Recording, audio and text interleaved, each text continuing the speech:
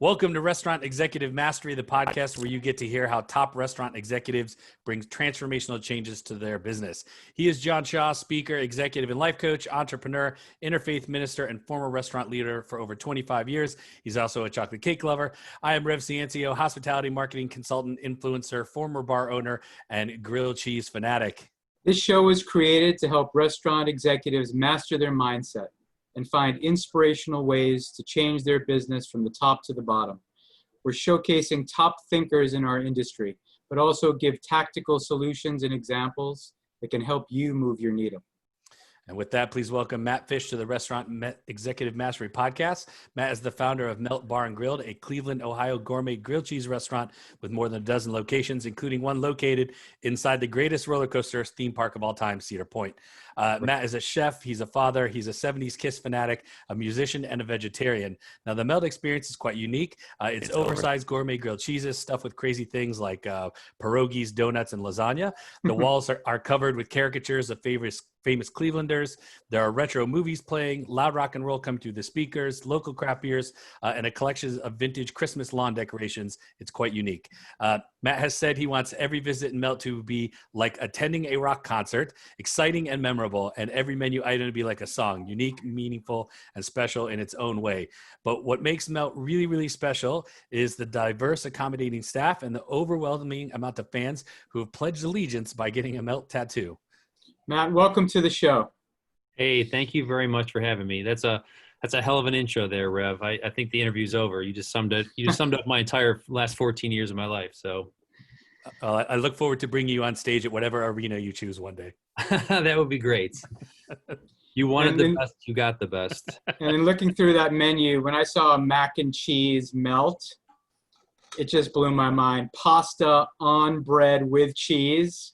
Woo! Oh, yeah, that's the dream right there.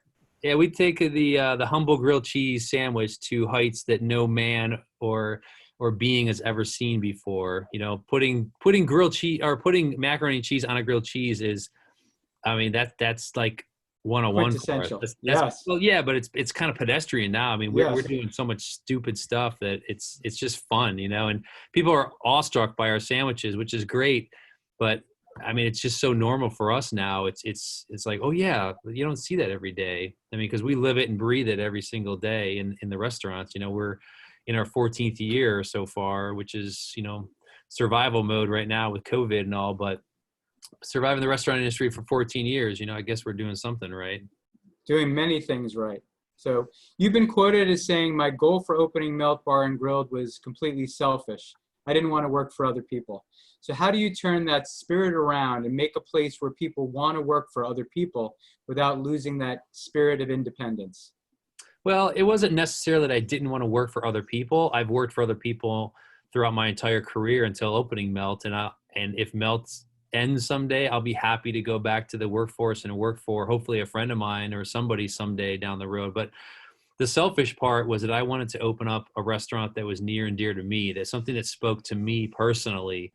I knew that I was going to be inside those four walls for 7 days a week, you know, possibly 20 hours a day if that's what it meant. So I needed to make sure that I was going to love what I was doing every single day. I didn't want to put anything into it that I would regret in a couple years. Like, oh my gosh, you know, I don't like this anymore. I don't want to do this. You know, you guys know it's hard to shift gears in the restaurant industry. It's hard to start on one trajectory and working on something and then just do a complete 180 and change. So the selfish part really came from me trying to create a restaurant utopia for myself and my staff. You know, I've always felt very strongly about treating every single human being as equals, no matter where they sit in the hierarchy of the world. So myself being the owner of the company doesn't necessarily matter. You know, I want my staff to understand that I am able and willing to do everything that they're doing, and my managers are able and willing to do everything they're doing. So straight down the line, every single person at the company is important, from the top line right down to the bottom. You know, we've gotten some great ideas and things that we've implemented in the company, from dishwashers, line cooks, servers, bartenders. You know, the company stopped being my company. You know, granted, my name is still, you know, on the paychecks and all, and I hold all the debt. So if anybody wants any of that debt, they're more than welcome to it.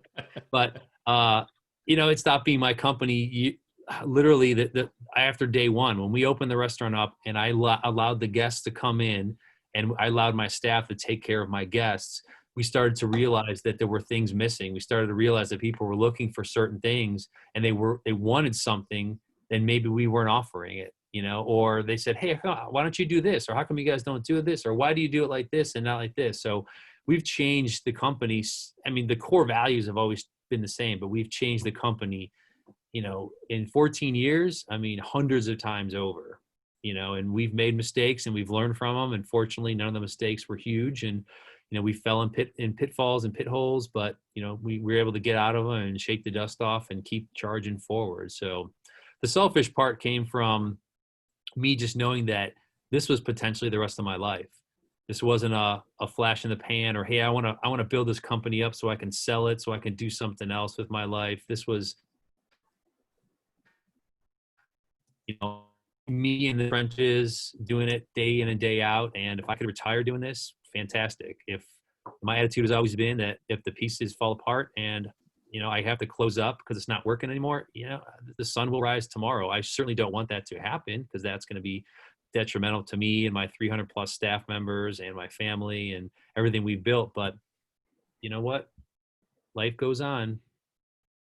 Well, I love a couple of things I want to underscore. First of all, that you've talked about passion, drive, and focus and the importance of making the experience personal and that authenticity, and that drives that sense of purpose and personalization and authenticity drives your passion, and then it drives the passion of the people in your culture on your team. Correct. So that clearly makes you magnetic. When you're passionate about something, it really makes you magnetic to your customers, to team members, and that really shines through. So I think that's been a big piece of that, right? Just your personal passion that you absolutely love what you do, and an encouragement to other people to make sure that they're doing that thing that's authentic to them rather than trying to figure out what they should be doing to sell things, right? That's key. Yeah, I never wanted my staff just to come to Melt because it was a job. Hey, I need to get a 9 to 5, or I need to get a second job at night, or I want them to work for the company because they want to work for Melt Bar and Grill, not because they're looking for a paycheck. Obviously, that's why we all work, is to support our families and what we want to do in life. But I did want to make it very unique and fun and different for the staff. I wanted them to feel like they were a part of what we're doing. And certainly we've lost some of that luster, after 14 years and 10 locations later. But a lot of the staff have been with us for years. We have opening day staff at a lot of the restaurants still. I mean, I've got some people on my upper management team that have been with me since day one, 14 years, 10 years, 8 years, 7 years. We've got some staff members, some, line cooks, servers, bartenders, people that have been with us for 6, 7, 8 years. And then we have people that just started yesterday, and everybody in between. So we've really got to keep the culture. The culture is really what is hugely important. The food quality is great. Providing a great atmosphere and entertainment for people when they come to dine. But the culture with my staff, and that trickles down to the guests, because they have high expectations. We've set ourselves up for people to have high expectations of what we do. So we need to deliver every single day. Well, I think it sounds like part of the reason for your success culturally is they call it in sort of business school language, distributive leadership. That Mm-hmm. It's not all about you and sort of top them down, but you're building consensus, you're sourcing ideas from the entire team, including the bussers and the porters, and that creates a feeling of a shared enterprise and that we're all in this together. So that's Sure. an amazing principle that it sounds like you're demonstrating really well. Yeah, we're trying to. We get ideas from every single person, and I learned to delegate responsibility years ago. I was the restaurant manager back in the day when I used to work for other people that tried to do every single aspect because I was the one that thought I knew best. And if I don't do it, it's going to be done wrong. That kind of attitude. And all that does is creates animosity, but it also creates a larger workload for myself or the person that can't learn how to delegate responsibility. So I learned that years ago, and I brought it into the culture of Melt. And I was given some advice years ago, and was surround yourself with people that are better and smarter than you at certain things. And I've done that. I am not good at everything. I will fully admit it, and my wife loves when I say that, because Mine too. I try to be great at everything, but I fail miserably a lot of the times. There's a lot of things within the restaurant industry that happen, on the corporate level, that I am just not strong at. It's just not what I'm good at. I know what I like to do, and I know what I'm good at, and I stick in that lane, and I allow other people to be in their own lanes. But we also work together. We exchange lanes, and we have meetings. We compromise with each other, and we have conversations. And it's never really come down to the fact of like, hey, it's my company, it's my decision, so we're going to go this direction. It's always been a very like democratic kind of approach to the company. It's so I think that way we've grown very organically, and we've made a lot of decisions organically. Nothing we've done has been like a kind of a pre-planned roadmap. They don't hand you a manual when you open up a restaurant and you try to expand. It's like, hey, this is how you do it, kid. Just follow this manual and you'll be fine. Like, oh my God, no way, So we've been writing our own manual since day one, and we continue to do that.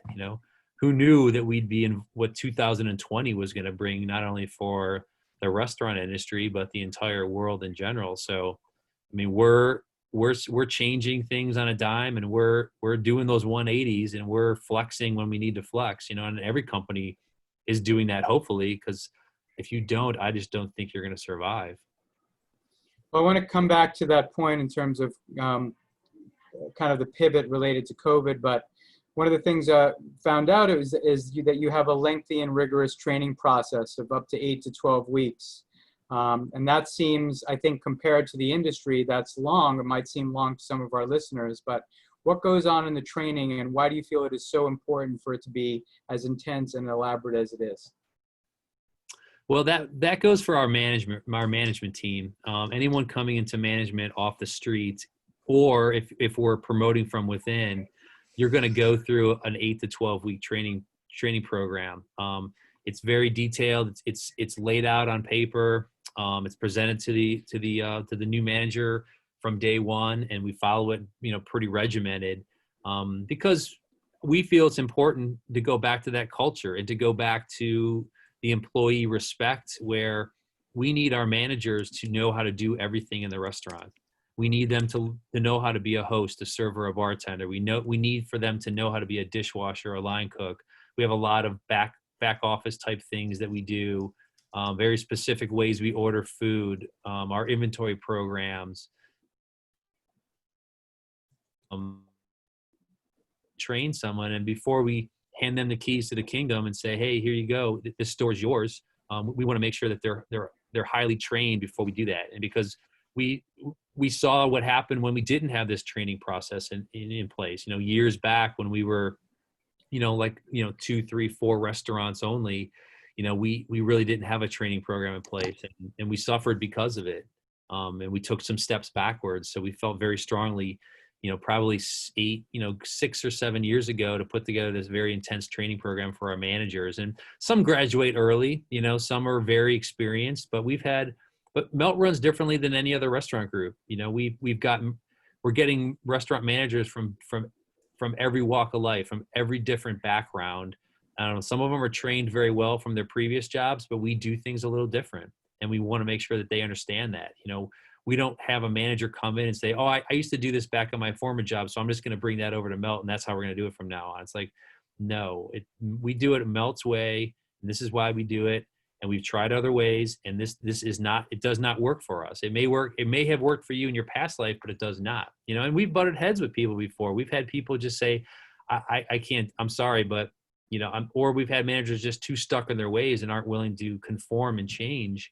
And we're not asking for them to do like I said, a complete 180. We're not asking them to change anything about themselves or the way that they operate.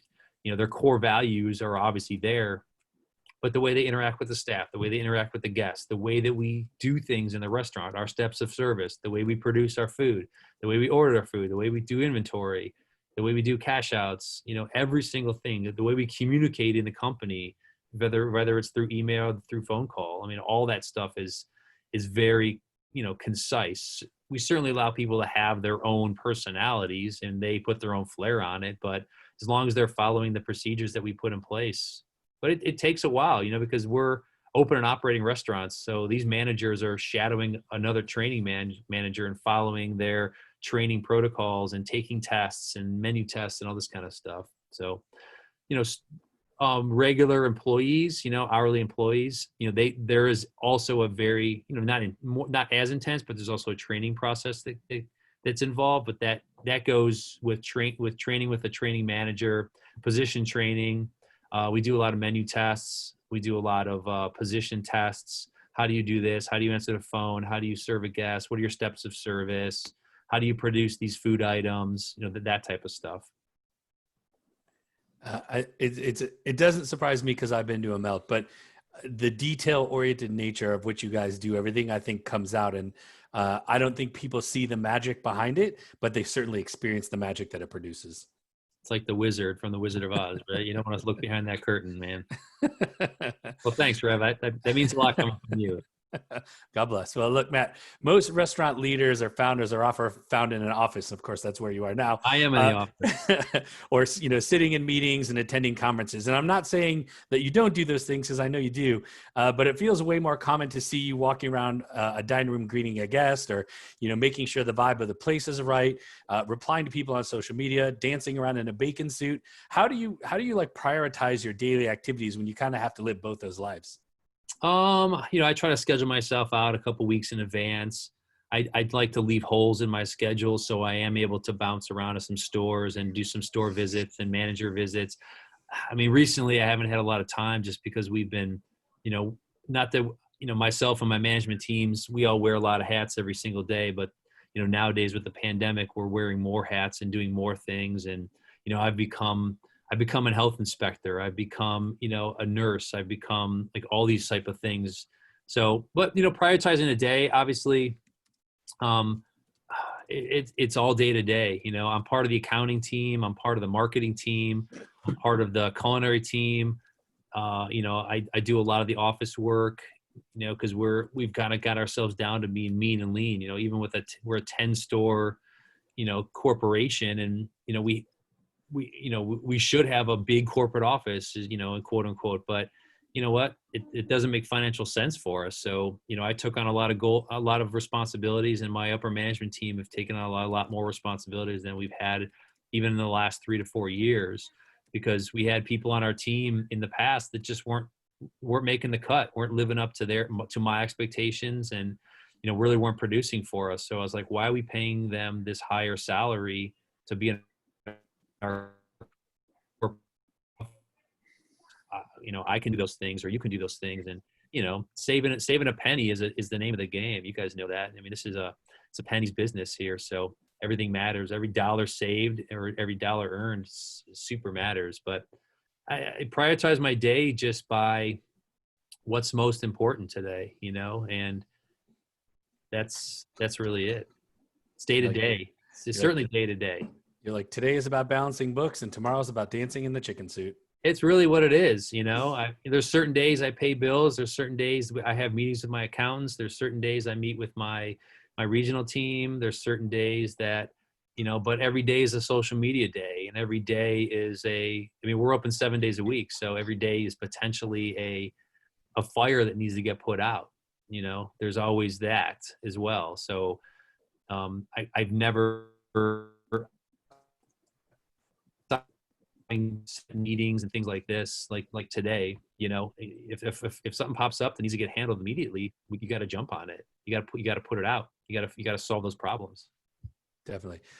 Speaking about fires that need to be put out, what kind of operational changes have you had to implement in COVID that were successful? Well, the takeout delivery thing obviously was not really necessarily a big change for us. We've always done takeout and delivery very well. It's always been a good portion of our business, even pre-COVID. So transitioning into takeout and delivery only, like we did for 14 weeks, we started on March 16th and went all the way to May 21st with takeout and delivery only. I think that's about 14 weeks, where that became our, instead of takeout and delivery typically being 12 to 14% of our total revenue, it became 100% of our total revenue. So that was a huge change, but a huge success. I mean, we wrote it out, I think, fairly well. We saw a lot of support from our communities. But, the sanitation practices, the safety practices we're putting in place in the stores, we're following the CDC guidelines. We're following the Ohio State Health Board's guidelines. We're creating our own guidelines based off of those. With everything else we do, we try to raise the bar and not only meet but exceed the expectations of those recommendations. Obviously, sanitation is a big thing for us now in the stores. All touch points being wiped down. We're all wearing masks. Ohio did not have a full mask order until today, believe it or not. So the governor just announced it yesterday, and it actually takes effect today at 6 p.m. He was going county by county in the state of Ohio. So we had 7 out of 10 stores that were required to wear masks over the last couple of weeks. But I'd say, even in mid-June, the mask order was not in place. So we as a business, all my employees were wearing masks, but the guests were not required to. So that was a big change, getting everyone in with wearing the masks, even back of the house. It was a little bit of a struggle, but not too much. But, we took it from day one. We said, every single employee is going to wear a mask, even if you're in the back of the house, because the state of Ohio was saying, well, if it's too hot or if they're working over a grill or, this or that, the other thing. And we just felt strongly that it was important for every every staff member to wear a mask. And now it's starting to come out that's becoming the norm. Like that's becoming part of the regiment that's required. So there's a lot. I mean, we've gone around, there's a lot, just putting sanitizers in all the stores, sanitation stations for the guests, something as minor, but as going back, because years ago we took all the paper towel dispensers out of our stores, and we put hand dryers in because they're more eco-friendly, and we can save some money on paper towels. So we did that years ago, and you know what we did? We just went back through and we just put all the paper towel dispensers back in all the bathrooms, because that's what people are looking for. They're looking for paper towels. It's safer, it's cleaner. People can have the paper towel to open up the door when they leave, so they feel sanitized. And we have garbage cans outside of every bathroom. So, I mean, small things like that you don't really think about, but that were hugely important for the guests. Signage, I think the mask thing is huge. The signage is big, but just the small things, the small touches. That's the one thing I wanted to make sure. I didn't want our guests to ever come in and second guess us and second guess that we weren't taking it seriously or that we weren't going above and beyond. Because I mean, Rev, you're the social media wizard. So as soon as somebody catches wind or thinks you're not doing something correctly, and they have a cell phone with a camera on it, and they take a photograph or even tweet or text something out to a friend of a friend, I mean, something like that could go viral and really stick you in the butt, man. And then you got to do so much backtracking. So I completely understand the power of social media. Believe me. I mean, I see the positives of it and I see the negatives of it. And we just try to maneuver our way every single day to not get any negative press. So we just do everything the right way the first time with stuff like that. You've also mentioned the importance of social media generally, and you've mastered it. Guys do an exceptional job. And curious if you could speak to how did you up level or shift or add to your messaging to create greater connection with your guests during this pandemic? I mean, we ramped up our social media presence during the pandemic from that early March time when we had to shut down and go take out and delivery. I got with my marketing team, and we actually shut down a lot of other marketing outlets that we were using that were costing us money, because I didn't know what was going to happen tomorrow. I didn't know how our financial forecast was going to look.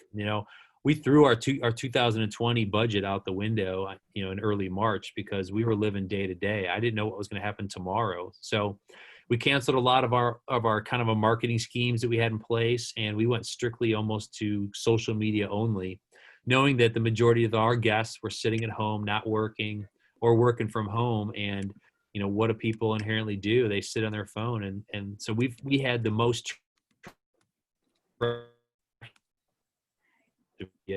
on Facebook, Twitter, Instagram.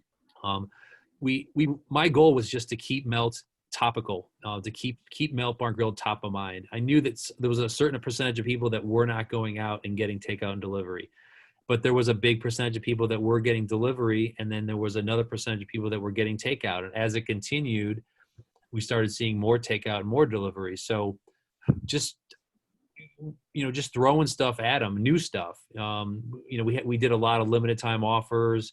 We brought back some food items that we hadn't offered in a couple years. We tried some new things out. We tried some discounts. We tried some, but really pushed the takeout and delivery, and just really, you know, A, showed people that we're doing things safely. B, you know, showed them the packaging, showed them how it would arrive at their house, the kind of the process that we go through. Did some videos, tried to keep it as fun as possible. It gave us the opportunity to do things that we normally wouldn't do. You know, with a 10 restaurant group, it's hard to roll out like limited time offers, like just off the cuff. Like, hey, how about in 2 weeks we do this? You know, those are things that take, you know, months of planning and ordering and looking into and figuring out production levels and sales levels. And we just said, F it. We're just going to do this. We're going to bring this out. We're going to do it. We're going to source it. We're going to do it limited. We're either going to do it company wide, or we're just going to limit it to a couple stores.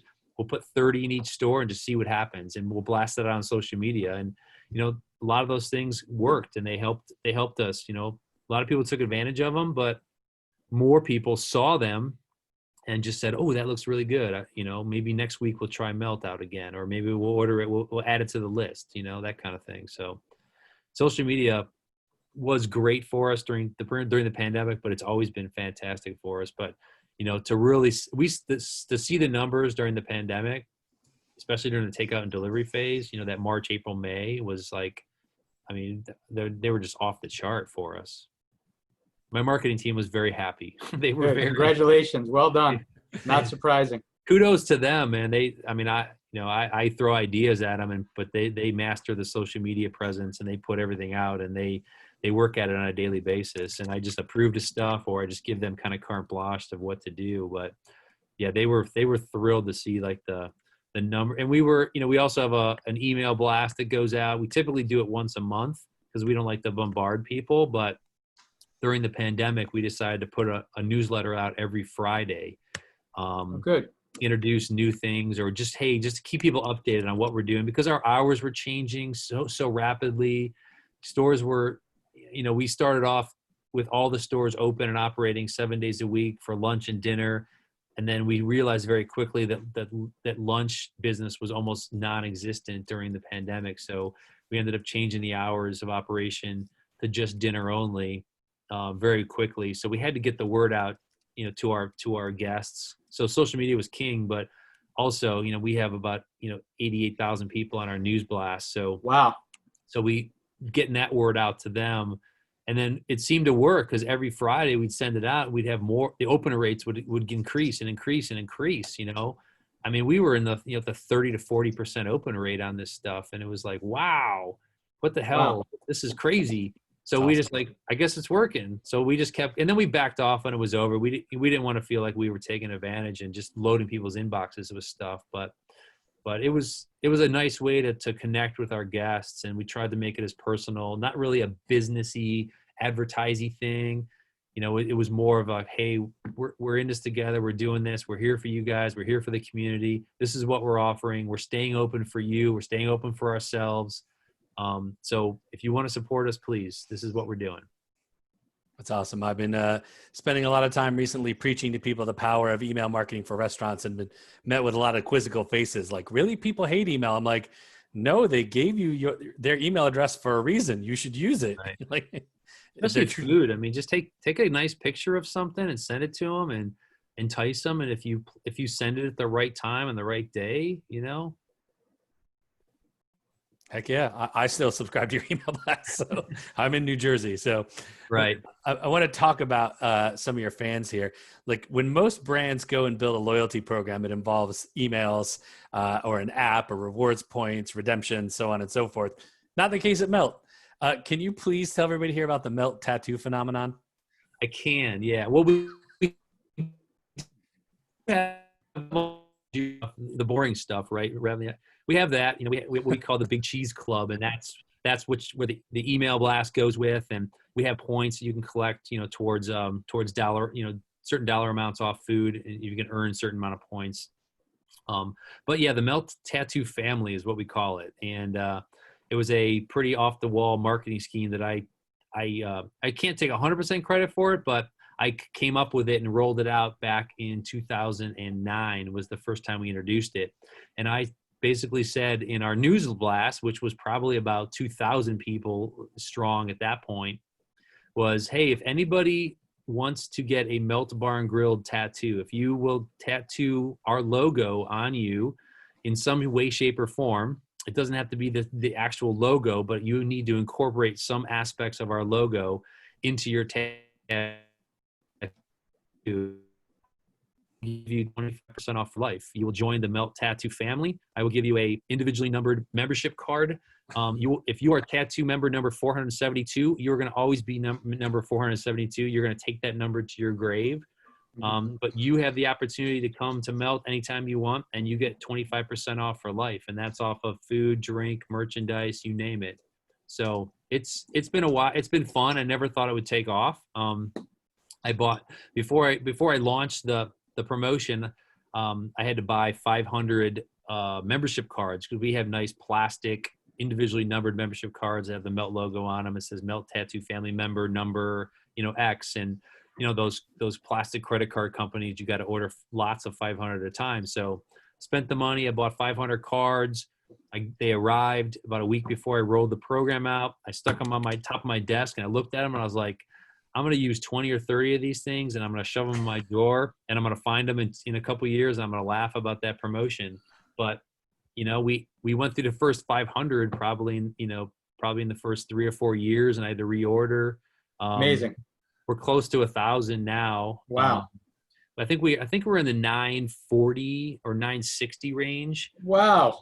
That's Obviously, awesome. the COVID the pandemic has definitely slowed us down and slowed down the amount of people that we see. But, you know, we were averaging probably, you'd go a week without seeing anybody new, but then you'd get a week that you'd have 1 or 2 or 3 people walk into a store and sign up. You know, we have a space on our website that lays it all out, and it kind of, you know, explains the parameters behind getting the tattoo and what's required. And then the people, the guests, if they get one, they go to a store, we get a photograph of them, we get a photograph of their tattoo, we have a form they can fill out that gets sent down to the corporate office, and then my office manager, she reaches out to the new tattoo member, and then we talk to them, talk it through them. We get their shirt size because we do individually printed T-shirts that have their tattoo number on the back. Oh, wow. And then they get their membership card, and then we put their name on our list, and the managers all know. We try to treat them like VIPs. I mean, these people are walking billboards for us.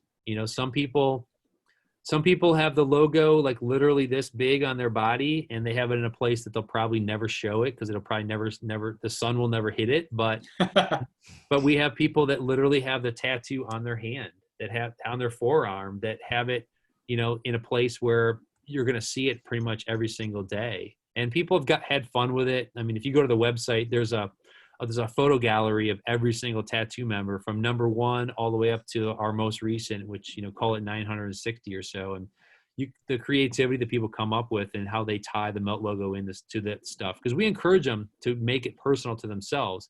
I say, look, if you want to get the logo tattooed on you, that's fine. You're more than welcome to do that. But why not?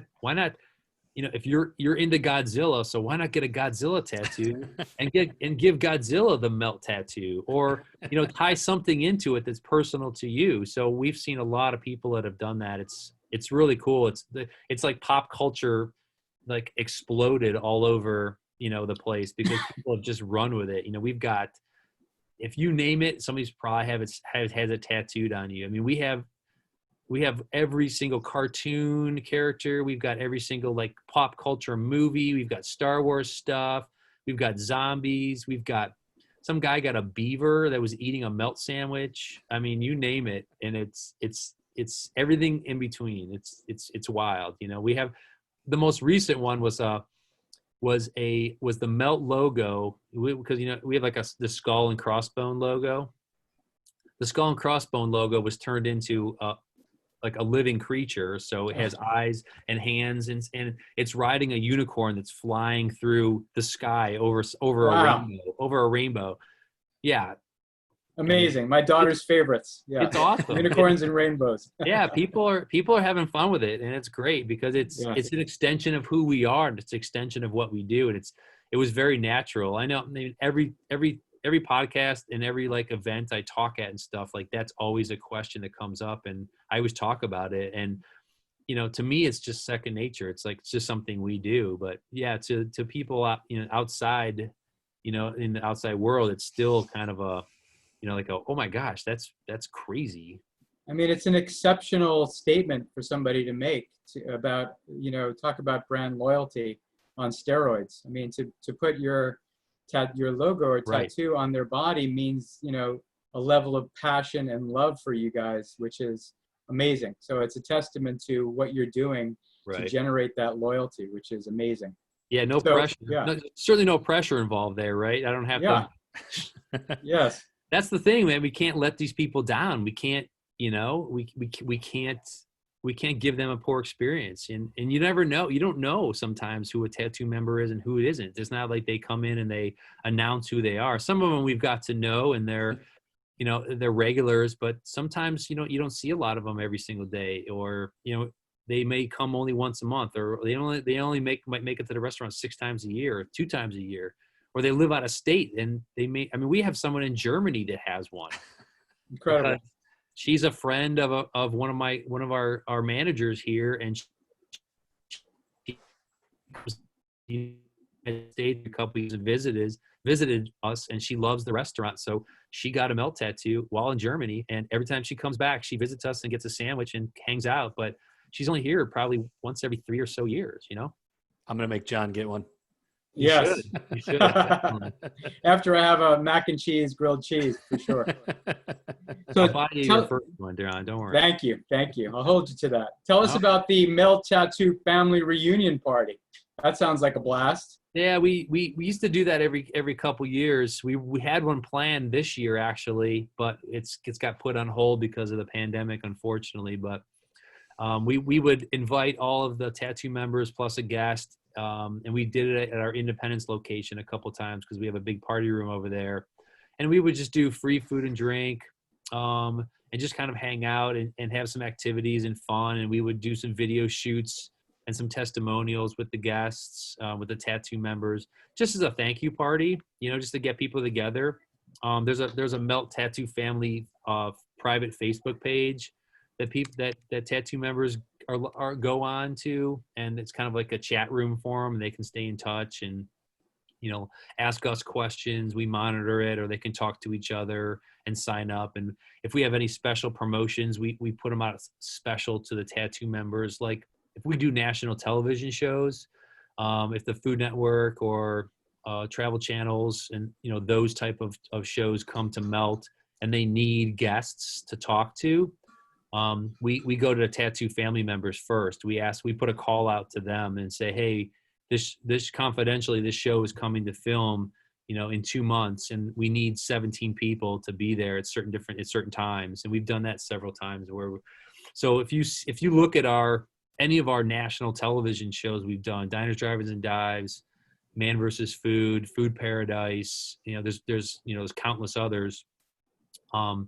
Everyone they talk to is typically a tattoo member down there, because, you know, they're passionate. They know what they're talking about. You know, if the you know, the TV guy says, hey, I need you to gush about this sandwich or gush about Melt, it's coming. They're ready to go. Yeah, it's coming from the heart. It's not coming. They're not just pulling stuff out of the air. I'm like, oh, you know, shoot, I I just happened to stumble in the Melt today and they want me to talk about this. Oh, it's my first time, you know. I'd rather have someone who's a passionate about the brand, especially on those national platforms. That's awesome, man. It's great proof that, you know, marketing for a restaurant isn't hard. It just takes some creativity, and making your top most important guests and making them feel extra special is what's important, right? Yeah, have fun with it. I've always thought outside the box. I mean, if I saw somebody do it, I don't want to do it. I mean, that's the reason I opened Melt in the first place. I never saw a gourmet grilled cheese restaurant before in my life. I thought it would be fun. I mean, I love grilled cheese sandwiches. I thought they were killer. I love craft beer, you know, and going back 15, 16 years ago, none of that stuff existed. There weren't craft beer bars in Cleveland 17, 18, 19 years ago. You know, I mean, I know New York is different, but, you know, the craft beer world has just exploded over the last 15 to 20 years. But in greater Cleveland, you couldn't find a good craft beer to save your life, you know, literally 15 to 17 years ago. There were only 3 to 4 bars in the entire county that catered to craft beer. And I never saw a grilled cheese restaurant before. So I was trying to put together this hugely unique product that I wanted to hang out at. I was like, you know what? I'm going to hang out at this bar even when I'm not working. So I better make something that I like. I better play the music I like. I better show stuff on TV that I like. And proof in the pudding. Literally every time I've hung out with Matt, we've hung out at Melt. So it's like a given. I want to touch on that super quick, right? So the brand of Melts, it's incredibly strong. It definitely stems from a lot of your personal passions, like, you know, Star Wars, heavy metal, and cooking, craft beer, whatnot. How do you get your staff to understand and care about and nurture a brand that's so personal in so many ways? I mean, not as much anymore, but we've always attracted the counterculture. We've always attracted people that were outside the box thinkers, the artists of the world, the musicians of the world. When I first opened Melt, it was a legitimate utopia for. We used to call it the island of misfit toys. You know, we were the restaurant group that took anybody and anything. We didn't care what you look like. We didn't care what your philosophy was. We didn't care what your hair covered in tats, if you were pierced, if you were anything like that. There was no limit. We just needed you to wear long pants and a t-shirt, you know, and be able to smile and have a good personality. Beyond that, you know, I can teach you how to cook. I can teach you how to serve. I can teach you how to bartend. I can't teach you to be a nice person, you know, that kind of thing. But, you know, early on and even today, I mean, we attract people with the tattoos, people that with the blue hair, with, you know, that are artists, that have aspirations to be something more than just a server. Not that there's anything wrong with being just a server and a bartender for the rest of your life. I mean, that's going to be who I am probably for the rest of my life. But we understand, I think, more than other restaurant groups do. And there's more restaurants that are outside the box thinking now than ever, as you guys are very aware of it. But, you know, back when corporate restaurants ruled, but your tattoo, you couldn't have a piercing. You had a script to follow every single day. You know, we try to let people's personalities shine. We try to provide a very fun and eclectic atmosphere for not only our guests but our staff. I mean, it's always been important to me to put my staff's needs up there and equal with my guests' needs. I mean, if my staff is happy, that's going to trickle down to the guests. But if my staff is not happy and they're disgruntled and they don't want to be there today, then that's going to be a trickle-down effect in a negative way, you know? So going back to your question, Rev, you know, we've just become, fortunately, the brand is strong, and especially in the Cleveland area and the Columbus area and in areas that we are open, and people just know what they're getting themselves into when they apply and they walk in the front door, you know? So I just want to say that's powerful, and the you know, one of my mentors is Danny Meyer, and he talks about the virtuous circle and, you know, taking care of our team members equally as important as guests. So that's again another indication of why your culture is so strong, because of that core value. With all the love and appreciation for Melted Bar and Grilled, why haven't you gone the route of franchising, adding dozens of locations all over the place to anyone who will pay the fee? I've felt from early on that that's just not the way that I want to expand the company. I want to corporately own everything. I want to have my hands on everything. And, selfishly, I don't trust people. I don't like other people. I like people in general, but, there's a lot of people out there with money that just don't know how to operate restaurants. And it's always just scared me, to be honest with you. Giving the control of what I do and the passion level, no one's ever going to care as much about the brand as I do. I know that for a fact. But the people that I employ, especially my upper management team and my store managers, like they care a lot. They're very vested in what we do. They love the company. We take care of them. They take care of us. We share ideas. We share beers, we share tears, we do all that kind of stuff together. But, bringing an outsider that has a pocket full of cash that wants to open up, 6 Melt locations in Chicago and wants to own and operate those, and I get a percentage of the sales and, and some kickback. I mean, it sounds good and looks good on paper, but I think the reality of it, I think it's going to create something that I never wanted Melt to become in the first place. If we're going to get to Chicago, if we're going to get to New York, if we're going to get to any other, if we're going to be coast to coast, then I want to do it on my terms, and I want to get there the way that I want to get there. Organic growth. I love money. I love people that have money and want to give it to me. I'm not saying that I don't, but I don't think the franchise route's the way to go. Putting that control in someone else's hands, I just don't like. I'd rather expand organically and be able to hire a management team in a different city, train them myself, put them in place, go there and monitor it, which I know I could do with a franchise as well. But I don't know. There's just something about it I just don't like. I love Good for you for sticking to your guns, for sure. Go ahead, Rep. Yeah, as I say, I love the clear-cut vision. It's clearly why Melt is what Melt is. Yeah, we've had options. I mean, I've had numerous people talk to me about those sort of things, and they want to do this, they want to do that, and we have some license agreements that exist. I mean, Rev mentioned the Cedar Point location, which is at the amusement park here in Ohio. It's quote unquote the best roller coaster amusement park in the world, and it is. It's true. It's very park. true. It's owned by Cedar Fair, which is a large amusement park company. They have 14 different parks around the country. Knott's Berry Farms in California, Carowinds down in Carolinas, Kings Island here in Ohio, Cedar Point, which is their big baby. Dorney Park out by us. Yep. Right. So, I mean, great operators, great people to work with, and they approached us a couple of years ago to put a Melt Bar and Grill inside the park, and when Cedar Point calls, you answer the calls, and we did, fortunately, and so somehow, some way they let us do it. And, this is our 5th season, I think, out there. We're starting our 5th season. Obviously this is a very, condensed season. We normally open in May, and they didn't open until July 9th. So, and we're here in Ohio. So you guys know winters aren't forgiving here in the Midwest. So October, that's a license agreement. So I can kind of get a feel for what a franchise would be with a certain operator like that, because Cedar Fair is the parent company, and they run our space at Cedar Point. We also have a stand inside of Progressive Field here in Cleveland where the Indians play. It's our Major League Baseball park. So we work with Delaware North, who's the food service provider there.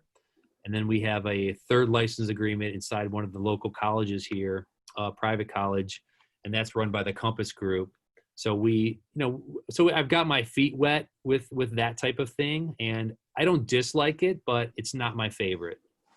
So I would certainly entertain other license agreements out there, because these are professional food service operators. They do it day in and day out. This is what they do. This is how they make money. Their shareholders. So if something's right, they typically fix it pretty quick. But a franchisee or franchisor or franchisee, yeah, I'm the franchisor in that situation.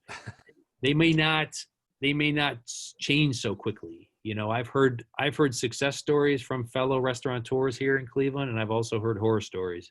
So I don't want to get a call at 3 a.m. that a franchisee is bailing and I got to go to Chicago and take over 6 stores.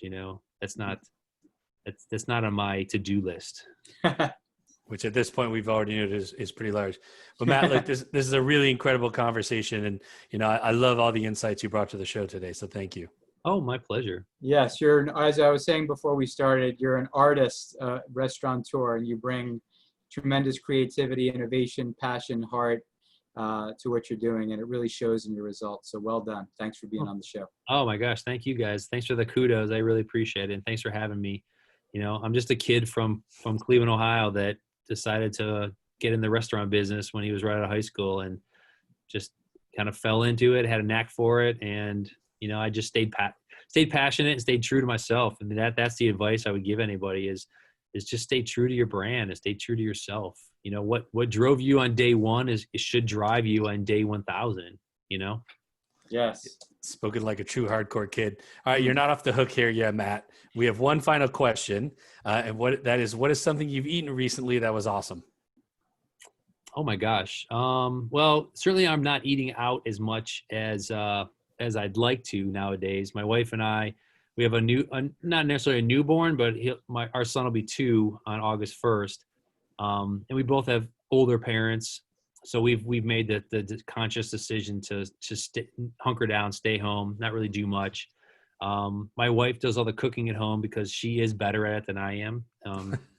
I'm pretty good, but my wife is better. She's a pastry chef by trade. She went to school for it, so she does a lot of baking and a lot of cooking and stuff. So let's see. There's a buddy of mine who owns a pasta company here in Cleveland that is a good friend of mine.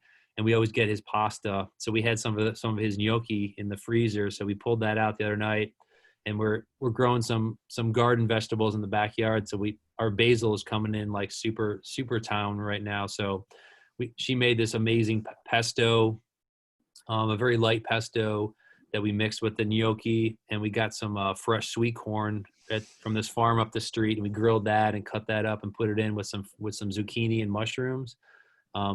That ranks up there as one of the better things I've eaten, at least in the last 2 weeks. And just to add insult to injury, I put some gorgonzola on top of it. And nice. It just was like, because I was eating it, I took a bite and I was like, it's missing something. What's it missing? And my brain just I went to like a gorgonzola walnut kind of flavor, and we don't have any walnuts. But I happened to buy two containers of gorgonzola cheese the other day at the grocery store because I like gorgonzola cheese, and I bought one a couple weeks ago and I'd forgotten, so I bought a second one, and now I have 2.